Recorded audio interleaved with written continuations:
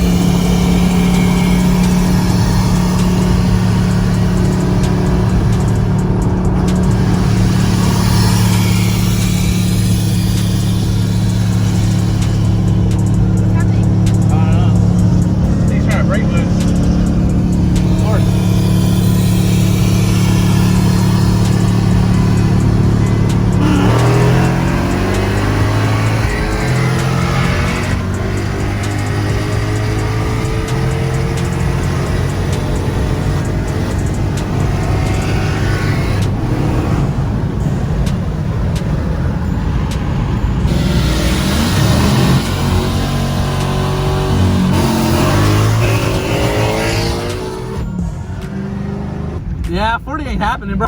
Not in this one. It doesn't go in. First to second, high revs, it just locks out.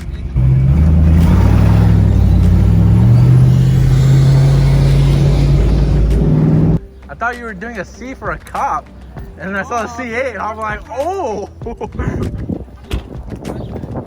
Man, I wish I got to run it with him. 40 roll is where I'm at. He didn't want it, he was like, nah. Who's announced the winner for this one? From what I see, or from what I feel and see, is top end I pull at the end, eventually. But like you said, 60s aren't his thing, 40s.